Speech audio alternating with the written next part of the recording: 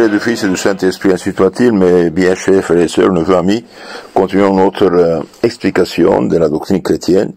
Aujourd'hui, nous terminons avec les commandements de Dieu et résumé de tout ce que nous avons dit, et bien, aimer Dieu plus que tout, aimer le prochain pour l'amour de Dieu et même ses ennemis. Aujourd'hui, nous allons donc terminer avec le thème de l'amour de soi-même. Je m'appuie sur le catéchisme catholique populaire de François Spirago, page 230.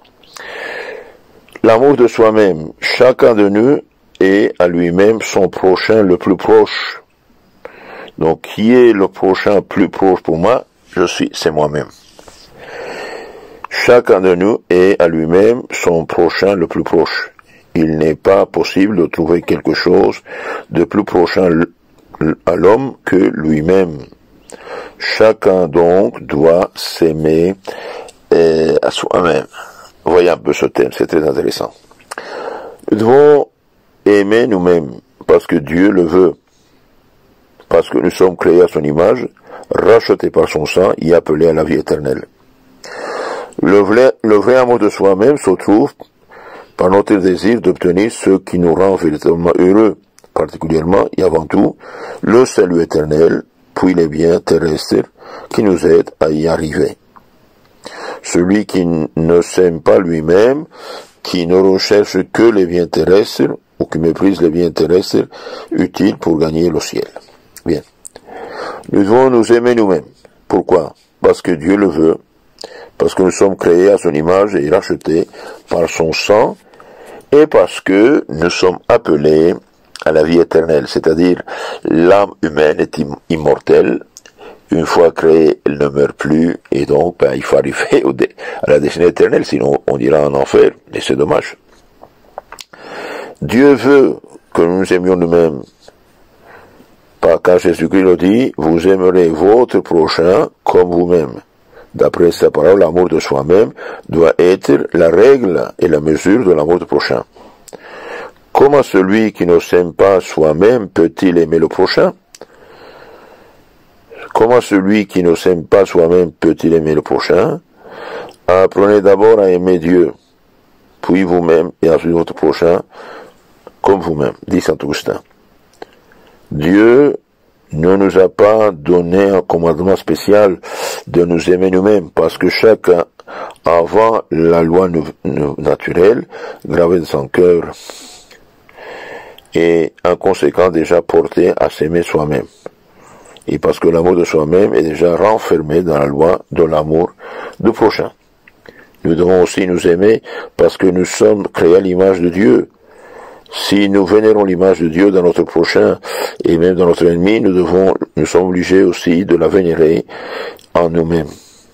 Et si nous aimons pour Dieu, l'amour vrai de soi-même augmente en nous dans la même proportion l'amour de Dieu. L'amour de nous-mêmes nous est commandé aussi par le prix élevé de notre rédemption. Nous n'avons pas été achetés avec de l'or et de l'argent qui passe, mais avec le sang précieux de Jésus-Christ, dit Saint Pierre. Première lettre de Saint Pierre 1, 18. Nous avons été rachetés à un prix très fort, très élevé. 1 Corinthiens 6, 20. De plus, avons-nous une destination sublime. Nous sommes appelés à l'éternité bienheureuse. Saint Léon le Grand dit à ce sujet les belles paroles suivantes. Reconnais aux chrétiens ta dignité. Tu es devenu participant de la nature divine par ton baptême, par la grâce, et tu es devenu membre de Jésus-Christ. Rappelle-toi que tu as été racheté aux puissances des ténèbres destinées aux gloires du royaume céleste. Rappelons-nous aussi que le Fils de Dieu, en se faisant homme, est devenu notre frère et que nous sommes devenus enfants de Dieu. 1er Saint Jean 3, 1. Et que le Saint-Esprit habite en nous. 1 Corinthiens 6, 19. Que les anges sont à notre service. 1er Hébreux 1, 14. Autant de motifs de nous aimer nous-mêmes. Et puisque l'amour de soi-même naît l'amour de soi-même naît au fond pas autre chose que l'amour de prochain rapporté sur soi-même, on peut dire que s'aimer soi-même, c'est s'apprécier soi-même, acte d'intelligence, se vouloir du bien, acte de cœur, ne pas se nuire et se faire du bien, acte de volonté. Cet amour de soi-même peut s'appeler vrai par l'antithèse avec le faux, dans les caractères principaux sont vain, gloire, égoïsme, impolitesse, licence, péché et vice.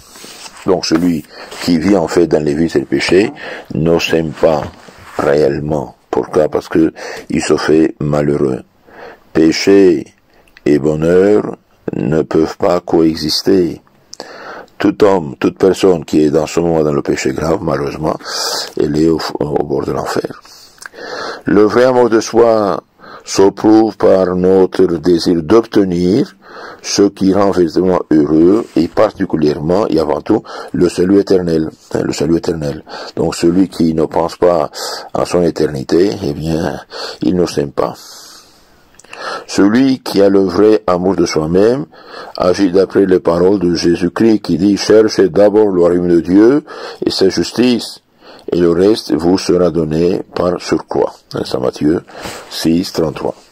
Cherchez d'abord le royaume de Dieu et sa justice, le reste vous sera donné par surcroît. Il soignera, donc celui qui s'aime soignera pour sa santé, sa nourriture, ses vêtements, ses habitations, mais sans être trop soucieux. Celui qui ne s'aime pas lui-même, qui ne recherche que les biens terrestres, ou qui méprise les biens terrestres utiles pour gagner soi-même, eh bien celui-là, il ne s'aime pas. Celui-là ne s'aime pas soi-même, qui ne recherche que les biens terrestres. Celui qui cherche uniquement les biens terrestres, il ne s'aime pas soi-même, il est matérialiste, il s'animalise. Beaucoup d'hommes ne considèrent pas Dieu, mais leur propre personne comme leur fin dernière, ni les biens de la terre comme les moyens de gagner le ciel, mais de satisfaire pour leur appétit sensuel. Ils se félicitent de posséder les honneurs, les richesses, une situation élevée, etc., et ne sont disposés à renoncer aucun de ces biens pour Dieu. Cet amour de soi-même est faux. On l'appelle recherche de soi-même, égoïsme. Celui qui préfère les biens terrestres aux biens éternels ne s'aime pas soi-même, au contraire, il est ennemi de soi-même. Il ne sera heureux que passagèrement, relativement ici-bas, mais plus tard éternellement malheureux. Ceux qui ici-bas commettent le péché et l'injustice sont les ennemis de leur âme, dit le livre de Tobie 12:10. Ceux qui ici-bas, dans ce monde, commettent le péché et l'injustice sont ennemis de soi-même, de leur âme.